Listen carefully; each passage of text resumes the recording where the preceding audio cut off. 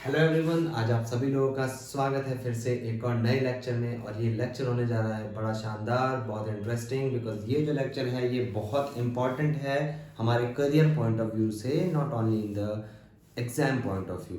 Clear? तो आज हम लोग ऐसी कौन सी खास चीज़ पढ़ने जा रहे हैं भैया? उस खास चीज़ का नाम है एसिड बेस इम्बैलेंस। क्या बोलते हैं? Acid base imbalance. भैया इम्बैलेंस ही क्यों पढ़ रहे हैं हम लोग? बैलेंस क्यों नहीं पढ़ सकते? बैलेंस इसलिए नहीं पढ़ सकते क्योंकि अगर बैलेंस्ड रहेगा सब कुछ तो बहुत अच्छी बात है, वेल एंड गुड, भगवान हम सभी लोगों को तंदुरुस्त रखे। लेकिन अगर इम्बैलेंस हो गया तो बहुत दिक्कत हो जाएगी और हमारे शरीर में कई सारी बीमारियों की उत्पत्ति होना निश्चित है। तो सबसे पहली बात, हमारे शरीर में पूरा का पूरा जितना लिक्विड है हमारा, उस सब के बारे में हमें जानना है। लेकिन पहले हम लोग जनरल चीज़ें जान लेते हैं एसिड बेस के बारे में। सबसे पहली चीज़ एसिड की खास बात और बेस की खास बात, इन दोनों के बीच में सबसे पहला जो मेजर आप लोग डिफरेंस देख लीजिए वो समझ लीजिए। एसिड जो होते हैं हमारे, किन्हें हम लोग एसिड बोलते हैं? एसिड जिनका कि पीएच होता है लेस देन 7। और बेस हम लोग किसको बोलते हैं? जिनका पीएच होता है more than 7। And 7 is neutral in nature. और न्यूट्रल क्या होता है हमारे पास? पानी, वाटर। क्लियर? वाटर न्यूट्रल है तो 7 पीएच का है। और इसी 7 से अगर पीएच कम होती है तो वो एसिडिक नेचर में आ जाता है, और 7 से पीएच अगर ज्यादा हो जाती है तो वो बेसिक नेचर में आ जाता है। एक सिंपल सा फंडा, ये तो आप 10th क्लास से सीखते आ रहे होंगे, 10वीं से पढ़ना शुरू कर दिया, 8वीं 9वीं में भी पढ़ना शुरू कर दिया होगा मे भी। हाँ, तो लेकिन भैया हमें इन कॉन्टेक्स्ट ऑफ वाटर की बात नहीं है, यहाँ पर हम लोग पढ़ रहे हैं अपने शरीर के बारे में, तो हमें इन कॉन्टेक्स्ट ऑफ ब्लड चाहिए। लेकिन एक और चीज हम लोग जान लेते हैं, they are sour in taste. कैसे? सॉर इन टेस्ट, खट्टापन होता है ना। और ये जो होते हैं ये कैसे होते हैं टेस्ट में? बिटर, थोड़े तीखे होते हैं, बेसिक। ठीक है, तो ये तो हमने जान लिया भैया पानी की बात। अब हम लोग इधर देख लेते हैं in context of blood. Blood के केस में जो कि हम लोग जानते हैं कि जो ब्लड है वो कैसा होता है नेचर में? वो होता है स्लाइटली एल्केलाइन इन नेचर। क्या नेचर है हमारे ब्लड का? Slightly alkaline. It's not alkaline completely, it's not acidic completely, it is slightly alkaline in nature. क्यों? क्योंकि इसकी पीएच होती है 7.35 टू 7.45। इसकी जनरल पीएच कितनी होती है? 7.35 टू 7.45। लेकिन अगर हमारा ब्लड एसिडिक है या फिर अगर हमारा ब्लड बेसिक है तो अंतराल क्या है? डिफरेंस क्या आ रहा है? एसिडिक है अगर तो हमारा जो पीएच होगा वो लेस देन 7.35 हो जाएगा। और अगर बेसिक है तो जो हमारा पीएच है वो हो जाएगा मोर देन 7.45, ऐसा। लेकिन हम लोग बेटा जब भी ब्लड की बात करते हैं तो एसिडिक और बेसिक की बात नहीं करते, हम लोग बात सीधे सीधे करते हैं उसके नेचर की। क्या उसका नेचर एसिडिक है या उसका नेचर एल्कलाइन है? एसिडिक इन नेचर या फिर एल्कलाइन इन नेचर। हम लोग 7.45 से अब वो जो क्लास, अब उसकी जो स्थिति परिस्थिति बदलती है तो उसे हम लोग एल्कलाइन बोलते हैं उस नेचर को, और एसिडिक बोलते हैं जब 7.35 से कम हो जाती है उसकी pH. Clear?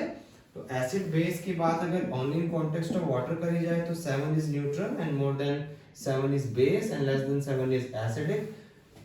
But in context of blood, because there is slightly alkaline in nature, blood 7.35 से 7.45 उसकी normal range है pH की, इसलिए जो acidic है वो pH 7.35 से नीचे होने पे होगा और alkaline है वो pH 7.45 से ज्यादा होने पे होगा। तो बच्चों पहले अपने दिमाग से निकाल दो कि ब्लड और वाटर का जो कॉन्टेक्स्ट में हम बात करते हैं सबसे पहला डिफरेंस तो ये है। ठीक है, इन दोनों के बीच का सबसे मेजर डिफरेंस ये है जो हमें पता होना चाहिए। अब हम लोग आगे बढ़ते हैं।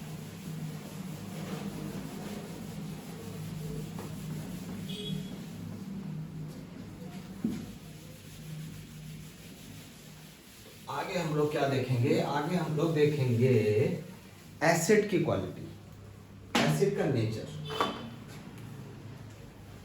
तो ये है हमारा एसिड जो एसिड का नेचर है बेटा, तो बच्चों जो एसिड का नेचर है वो कैसा है?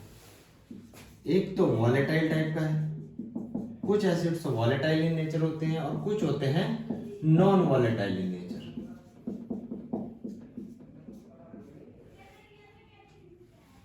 ठीक है, कुछ कैसे होते हैं? Non volatile in nature. कुछ तो हो गए वॉलेटाइल इन नेचर और कुछ हो गए नॉन वॉलेटाइल इन नेचर। ये वॉलेटाइल और नॉन वॉलेटाइल का क्या चक्कर है? वॉलेटाइल का चक्कर क्या है? These can comes out from body in the form of vapors। ठीक है, ये वेपर्स की फॉर्म में इवेपोरेट होकर बॉडी से बाहर निकल सकते हैं। और स्पेसिफिकली ये जो फिनोमेना चलता है ये चलता है हमारे लंग्स में। कहाँ के लिए खासकर बोला जाता है? लंग्स में हमारे जो है वॉलेटाइल एसिडिक नेचर जो है देखा जाता है। क्लियर? और इसके लिए एक और हम लोग एक एग्जांपल ले लेते हैं। एग्जांपल के तौर पर हम लोग इसमें देखते हैं H2CO3 का break down CO2 plus H2O में। ठीक है, जब कार्बन डाइऑक्साइड रिलीज होती है ना, CO2 रिलीज होता है, तो H2CO3 का ब्रेकडाउन होता है CO2 प्लस H2O में, जिसमें कि जो वाटर है वो वेपर की फॉर्म में बॉडी से बाहर निकल जाता है और CO2 भी बाहर आ रही है। देखो है ना, CO2 और H2O की फॉर्म में ब्रेकडाउन हो रहा है H2CO3 का। क्लियर? तो ये जो हमारी प्रोसेस है, ये जो प्रक्रिया है, ये स्पेसिफिकली हमारे कहाँ के लिए बात करी जाती है? जब बात हो रही हो लंग्स के केस में। क्लियर? अब आएगा नॉन वॉलेटाइल स्टेट। ठीक है ना, here it comes out from the body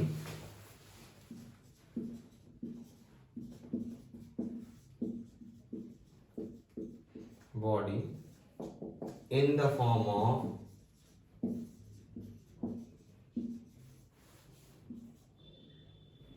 of solid, majorly solid. ठीक है, लिक्विड एंड सॉलिड की फॉर्म में। यहाँ तो सिर्फ वेपर्स की बात हो रही है। एक चीज ध्यान रखना कि यहाँ पर प्लीज इसको मिक्स मत करना, लिक्विड और उसको, ये वेपर है। क्लियर? यहाँ पे वेपर्स की फॉर्म में आ रही है, तब ये H2O यहाँ से ब्रेक डाउन हुआ, CO2 से अलग हो गया। लेकिन यहाँ पर क्या होगा? इन the form of liquid and solid, both. Solid liquid vapour, solid liquid vapour. ठीक है, इसे भूलना नहीं। और ये जो हमारी कहानी होती है सॉलिड और लिक्विड वाली, ये हमारे कौन से ऑर्गन में सबसे ज्यादा देखी जाती है? हमारे किडनीज में। किसमें? हमारी किडनीज में। किडनीज में जो है नॉन वॉलेटाइल नेचर जो है वो अक्सर हम लोगों को देखने को मिलता है। कि आपको पता है वहां पर नेफ्रॉन है, वहां पर हमने पढ़ा था, मैंने आप लोगों को बताया था एक क्लास में, कि जो पूरा यूरिन फॉर्मेशन था। ठीक है, तो एसिडिक यूरिन फॉर्मेशन तो कहाँ हो रहा है? किडनी में ही तो हो रहा है, वो लिक्विड और सॉलिड वाला पूरा। और यहाँ पर ये लंग्स में हो रहा है हमारा। तो इसके लिए हम लोग इसमें कुछ एग्जांपल्स देख लेते हैं। इसके कुछ जो एग्जांपल हैं, एक तो होगी कीटोन बॉडीज। ठीक है, एक तो कीटोन बॉडीज होगी, एक होगी हमारे पास HCl। क्लियर? कीटोन बॉडीज हो गया, HCl हो गया, H2SO4 हो गया, और एक लास्ट हो गया सबसे खराब, लैक्टिक एसिड। एसिडिक एनवायरनमेंट के लिए सबसे ज्यादा इंपॉर्टेंट लैक्टिक एसिड, महत्वपूर्ण रोल प्ले करने वाला। तो ketone bodies, HCl, H2SO4 and lactic acid. Way acidic nature जो है, एसिड का जो नेचर है वो अलग अलग टाइप में है। एक वॉलेटाइल है, एक नॉन वॉलेटाइल है। वॉलेटाइल वाला क्या करता है? It can comes out from the body in the form of vapours. Vapours यानी कि भाप के रूप में, स्वरूप में ये शरीर से बाहर आ सकता है। इसका एक एग्जांपल मैंने आपको दिखाया, H2CO3 का ब्रेकडाउन हुआ, इसमें कार्बन डाइऑक्साइड और वाटर में, CO2 प्लस H2O में। ठीक है, अब इधर जो है ये जो प्रक्रिया चल रही थी मोस्टली कहाँ पाई जाती है? लंग्स में पाई जाती है। ठीक है ना। हालांकि जो नॉन वॉलेटाइल का है वो क्या करता है? बॉडी से बाहर निकालता है इन the form of liquid and solid. ठीक है, यूरिन के कॉन्टेक्स्ट में हम लोगों ने देखा था। अब इधर है हमारे पास कि ये जो कहाँ है? किडनी में है। जब भाई बात वैसी आ रही है तो इसमें क्या क्या होती है? इसके एग्जांपल्स कुछ हैं, ketone bodies, HCl, H2SO4 and हमारा लैक्टिक एसिड। क्लियर। तो ये सारी की सारी जो है हमारा एसिडिक नेचर था, volatile and non volatile. Clear. तो अब हम लोग इसके बाद जान लेते हैं आगे की खास बात। ये हो गया इसका बिल्कुल बेसिक।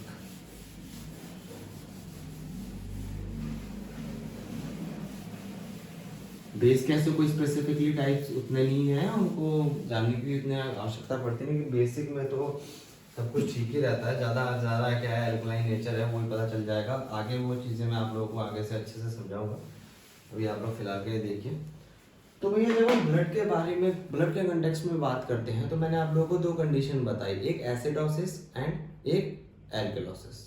क्लियर। लेकिन हमारे शरीर में दो तरीके की प्रक्रिया चलती है। एक तो चलती है रेस्पिरेशन, एक चलती है मेटाबॉलिज्म। रेस्पिरेशन चलता है, सांस वांस लेने का जो पूरा क्रियाकाल चलता है, और मेटाबॉलिक जो पूरा का पूरा पाचन तंत्र चलता है। ये दो मेजर है इन दोनों में। तो भैया हम लोग इसमें करेंगे respiratory and metabolic.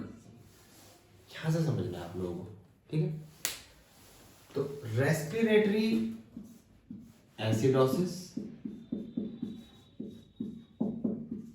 And respiratory alkalosis,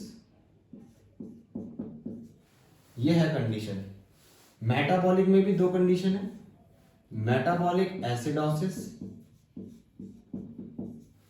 and metabolic alkalosis. First and second. Clear. Respiratory acidosis, respiratory alkalosis, metabolic acidosis, metabolic alkalosis, metabolic acidosis, metabolic alkalosis, respiratory acidosis, respiratory alkalosis. ये चार परिस्थितियां हैं, और इन्हीं चार परिस्थितियों को समझने का जो सामर्थ्य है वो आप लोगों के अंदर होना चाहिए। और ये अगर आप लोगों ने समझ लिया तो आप बहुत सारी बीमारियां ट्रीट करने में आपके लिए बहुत ज़्यादा मददगार रहेगा। यही है सारी की सारी बुद्धि, कि भैया कौन सा आखिरकार रेस्पिरेटरी एसिडोसिस है, कौन सा आखिरकार रेस्पिरेटरी एल्कलोसिस है, कौन सा मेटाबॉलिक एसिडोसिस है, और कौन सा मेटाबॉलिक एल्कलोसिस। यही नहीं पता लगा पाता कोई जल्दी से स्टूडेंट्स, ठीक है। हालांकि जो अच्छे से लिटरेट लोग हैं, जिनने सब कुछ सीख रखा है, उनके लिए तो बात ही अलग है ना। लेकिन ये कि जो बच्चे हैं अभी ये सीख रहे हैं, उनके लिए ये है। तो भैया ये तो चीज चलो ऐसी बात। तो अब हम लोग एक और चीज जान लेते हैं कि नॉर्मल वैल्यू समझ लेते हैं हम, कुछ इंपॉर्टेंट बातें। किस किस के बारे में? सबसे पहली चीज,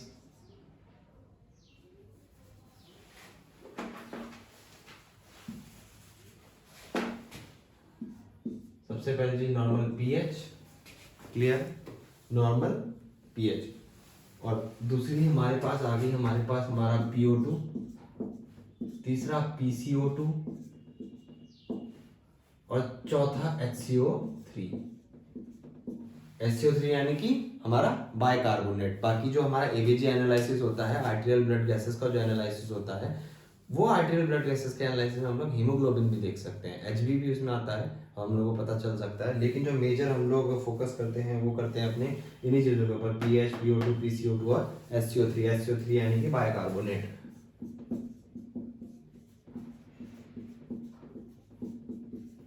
और यही बाइकार्बोनेट तय करता है मेटाबॉलिक का क्रियाकलाप सारा का सारा। तो देख लेते हैं।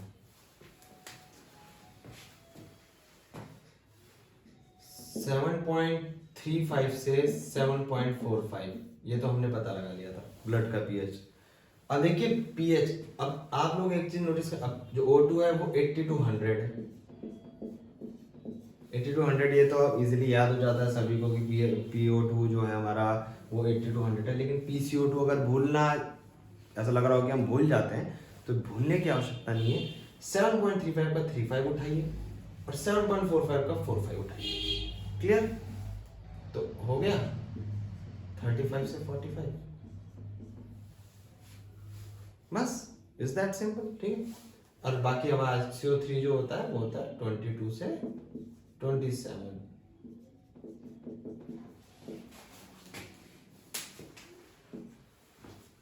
कि मिली इक्विवेलेंट पर लीटर, मिली इक्विवेलेंट पर लीटर में हम लोग HCO3 को देख लेते हैं। और CO2 जो है हमारा वो कितना है 35 से 45, और ये जो है हमारा 7.35 से 7.45 से हम लोग कंक्लूड कर सकते हैं। ये 35 है ना, 35 का 35 उतार दिया, 45 का 45 उतार दिया। CO2 का 80 to 100 होता ही है। HCO3 याद रखना है बस आपने 22 से 27, इसमें भी इतना बड़ा टफ टास्क तो है नहीं। मिली इक्विवेलेंट पर लीटर इसकी वो है यूनिट है। तो ये है हमारे पास respiratory acidosis, respiratory alkalosis, metabolic acidosis, metabolic alkalosis, ये सब कुछ। और ये है हमारी नॉर्मल वैल्यू जो हमें हमेशा बाय हार्ट रहनी चाहिए। दो तो हो गई 7.35 से 45, 3545 क्लियर, 80 to 40 और 22 से 27 क्लियर, बिल्कुल आसान है। अब जो हमारे पास सवाल खड़ा होता है वो क्या होता है वो देखेंगे हम लोग।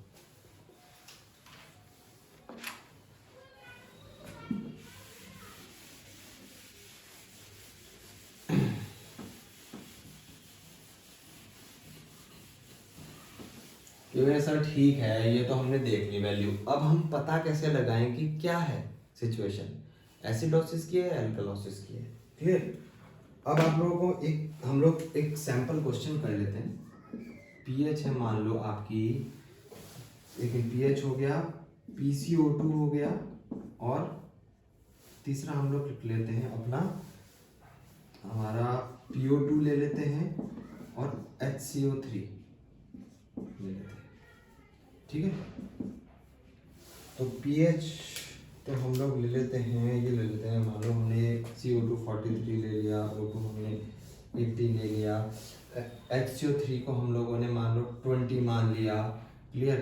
और pH हमने ले लिया अपनी 7.45, ठीक है। सपोज कीजिए ये है आपके पास क्वेश्चन आया और आपको बोला जाता है कि आपको पता लगाना है कि ये क्या है, मेटाबॉलिक एसिडोसिस है, मेटाबॉलिक एल्कलोसिस है, रेस्पिरेटरी एसिडोसिस है या रेस्पिरेटरी एल्कलोसिस है, ठीक है। इतना सा सवाल है, क्लियर।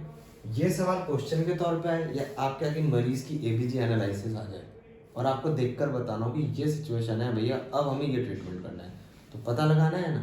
तो कैसे पता लगाना, देखिए सबसे पहले हमने देख लिया pH 7.45, कोई दिक्कत की बात नहीं है, ठीक है, नॉर्मल है, क्लियर।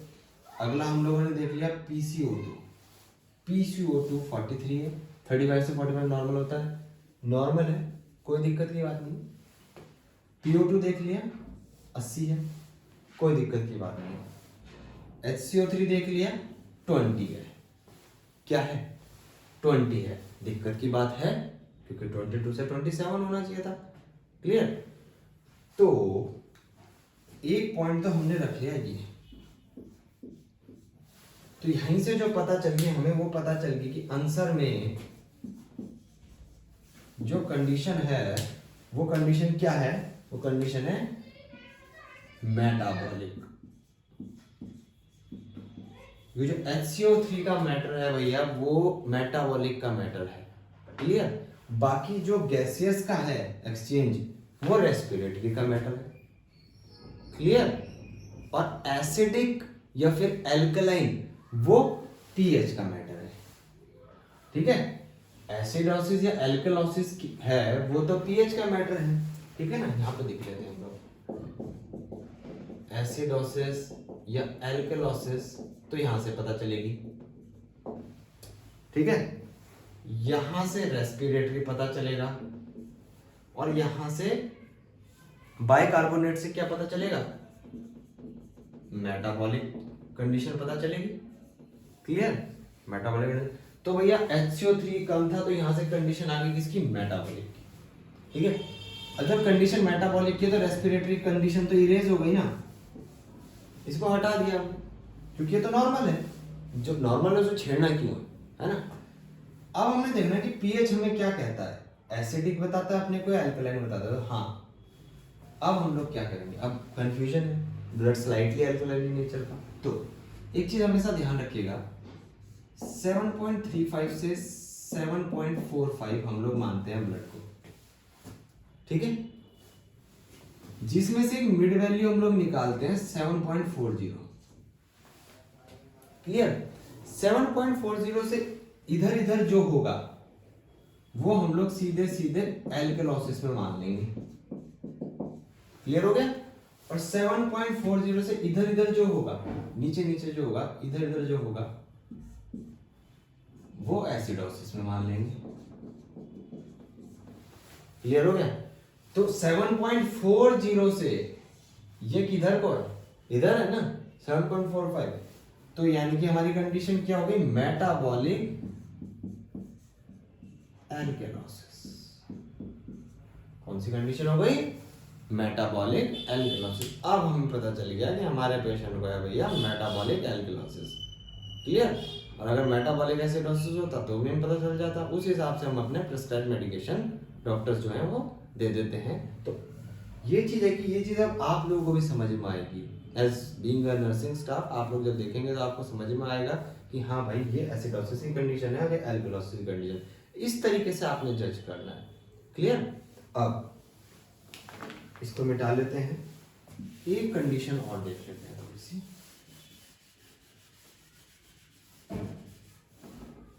इसको रहने देता हूं, कंपेयर करने में इजी रहेगा अभी आप लोगों को।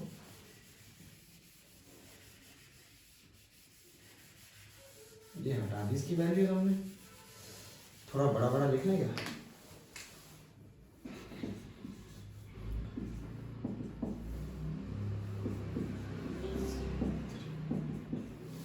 ठीक है, हो गया। अब हम लोग इसकी वैल्यू डालते हैं, नहीं ये डालते 7.38, एक और डालते हैं, सपोज करो 34 है और ये हमारे पास हम लोग मान लिया हमने 20 हो गई। चलो, और CO2 हमें दे नहीं रखा है, ये हमें दिया हुआ ही है।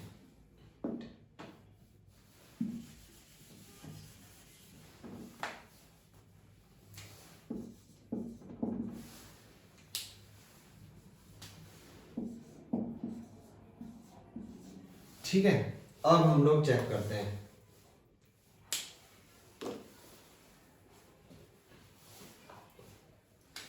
pH 7.38, इससे इधर इधर है। क्लियर? कौन सी कंडीशन है? एसिडोसिस की कंडीशन है। क्लियर? O2 कितना है? 34 है। O2 कितना है? 34 है, बहुत कम है। रेस्पिरेटरी कंडीशन है,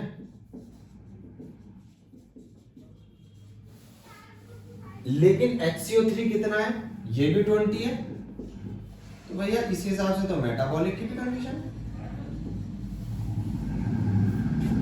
अब बताओ, ये तो आपका HCO3 भी 20 है, ये भी कम है 22 से। PO2 34 ही रह गया, ये भी कम है 80 से। pH जो है वो एसिडिक है, चलो कोई नहीं, उसे छोड़ दिया। लेकिन ये रेस्पिरेटरी कंडीशन भी हो जाएगी और मेटाबॉलिक कंडीशन भी हो जाएगी। यहाँ पर आकर क्या इक्वेशन रॉन्ग हो जाएगी, है ना? ये इक्वेशन यहाँ पर आकर क्या रॉन्ग हो जाएगी, यही समझना है।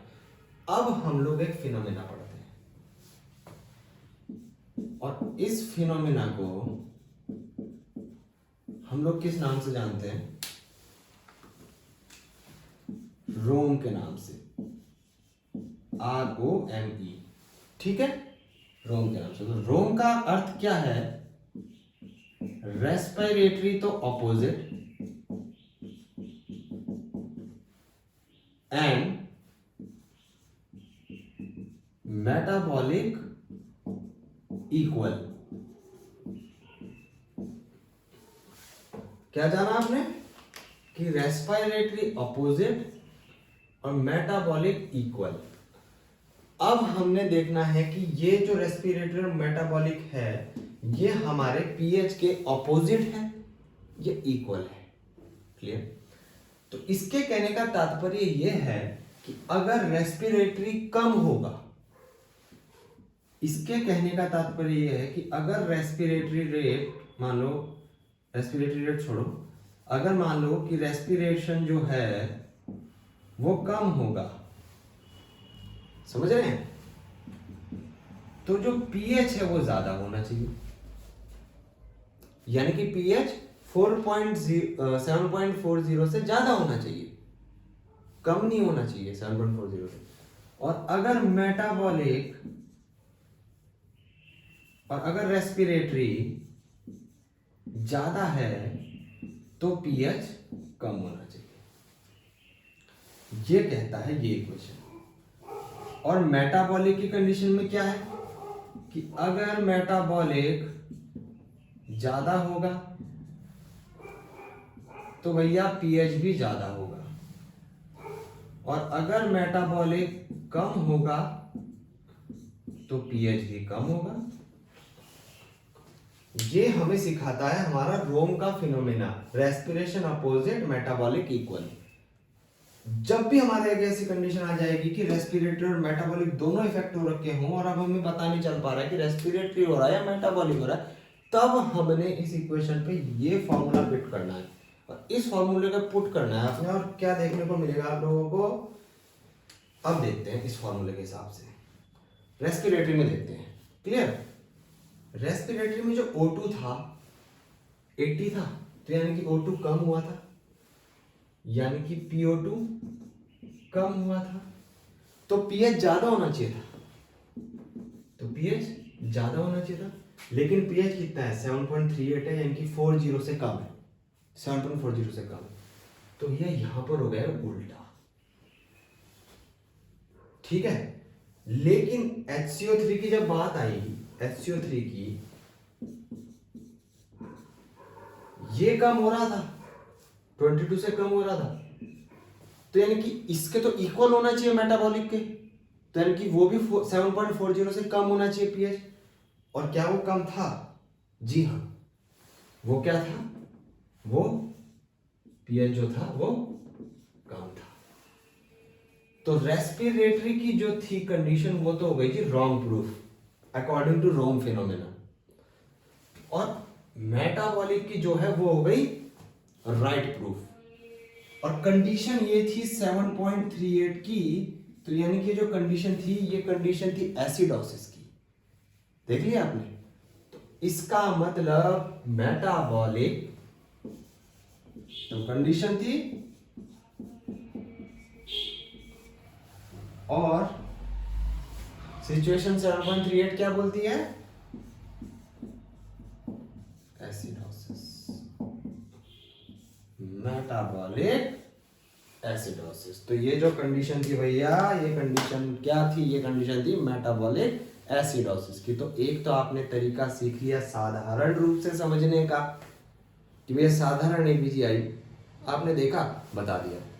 लेकिन दूसरी एबीजी आई वो डरावनी सी आई। एक बार एक्चुअली हुआ था, जब मैं एक बार कभी अपने करियर में अपना एक दूसरे वार्ड में, मैं सर्जिकल वार्ड में शिफ्ट करने गया पेशेंट को, मैं कार्डियक वार्ड में काम करता था, वहाँ से मैं एबीजी लेकर गया और हमारे जो कार्डियक वार्ड में थे वहाँ पर आर्टीरियल कैनुला सभी के इम्प्लांट हुए रहते थे।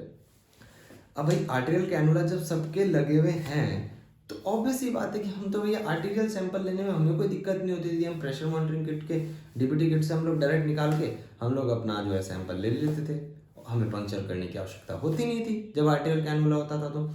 तो जब मैं उसे दूसरे वार्ड में ले गया तो वहाँ पर जो ऑन ड्यूटी लोग थे, खैर डॉक्टर तो नहीं थे वहाँ पर, उस समय पे स्टाफ ही था हमारा, और मुझे आज तक वो चीज़ लगती है कि कितने अनभिज्ञ हो जाते हैं हम लोग।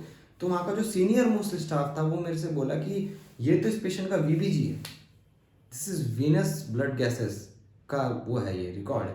मैंने कहा नहीं सर, ये हमारा एवीजी है, वीबीजी नहीं है। लेकिन वो मानने को राजी नहीं थे, वो कह रहे थे नहीं ये हमारा, ये एबीजी नहीं हो सकता, एबीजी नहीं है, वीबीजी है। कंडीशन क्या थी, ये कंडीशन थी। ये कंडीशन देखिए, उन्हें लगा इक्वेशन रॉन्ग आई है बिल्कुल, उनका एबीजी ऐसा हो ही नहीं सकता, ये अटपटा लग रहा है, ये एबीजी नहीं है, उन्होंने मुंह उठा के बोल दिया वीबीजी है। अरे ऐसा नहीं होता है ना, जब तक आपको उस चीज के बारे में पूरी चीज नहीं पता, आप लोग कैसे कह सकते हो कि वीबीजी है डायरेक्टली। तब मैंने उनको बोला, मैंने कहा देखिए मैं ज्यादा कुछ नहीं जानता, बस मैं इतना जानता हूँ कि हमारे यहाँ आर्टीरियल कैनुला लगा होता है और उसमें वीनस सैंपल आ ही नहीं सकता, उसमें आर्टीरियल ही सैंपल आता है और ये एबीजी ही है बस।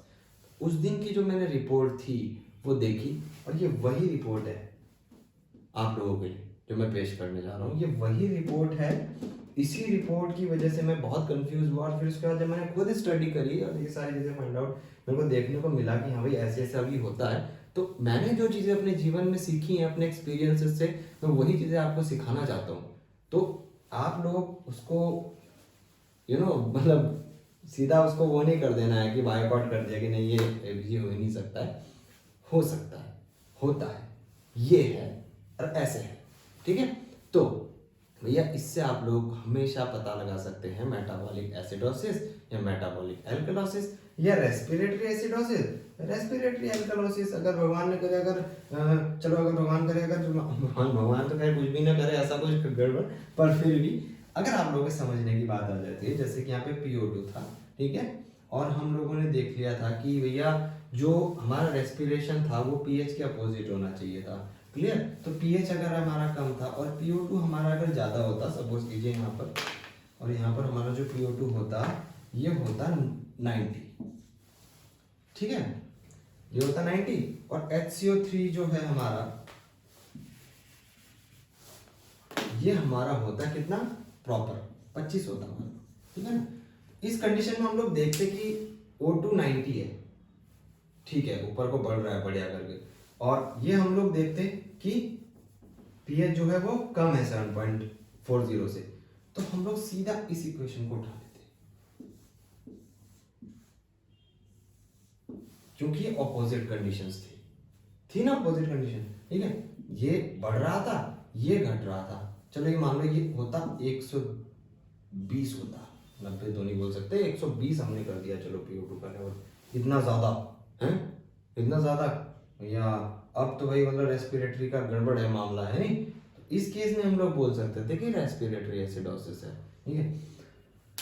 और 25 की जो बात है ये तो अपना नॉर्मली था उस केस में, तो ये है कि हम लोगों ने इसी तरीके से समझना है इक्वेशन को। आपका रोम का फिनोमेना आपको बिल्कुल अच्छे से आना चाहिए, रेस्पिरेटरी अपोजिट, मेटाबॉलिक इक्वल, बस बात खत्म। Is that clear? बहुत आसान सा कॉन्सेप्ट है। तो ये था आप लोगों के लिए मेरी तरफ से एसिड बेस इम्बैलेंस को समझने का तरीका। ये था हमारे पास हमारा बफर सिस्टम जो कि हम लोग केमिकल चेंजेस देखते हैं हमारे ब्लड के अंदर। अब मैं बफर सिस्टम की एक डेफिनेशन लिख देता तो आप लोगों को प्रॉब्लम होती है। बफर सिस्टम बेटा यही है सारा का सारा कि हमारे अंदर जो केमिकल चेंजेस हो रहे हैं जिसकी वजह से हमारे ब्लड की पीएच मेंटेन रहे, ठीक है ना, उस सिस्टम को हम लोग बोलते हैं बफर सिस्टम। वो बफर सिस्टम क्या करता है, हमारे ब्लड के अंदर पीएच को मेंटेन रखता है। तो बस दैट्स इट, ये है सारा का सारा एसिडोसिस और एल्केलोसिस का फिनोमेना। आई होप सो आप लोगों को मजा आया होगा इस क्लास में, आप लोगों को बहुत कुछ सीखने को मिला होगा, अच्छा लगा होगा फिनोमेना सीख के। आप लोग डिफरेंशिएट इजीली कर पाएंगे रेस्पिरेटरी मेटाबॉलिक एसिडोसिस को, सिंपल कंडीशन में अलग से कर पाएंगे और कॉम्प्लेक्स में अलग से कर पाएंगे। Thank you for all of your support and see you in my next video with lot of enthusiasm. Thanks a lot.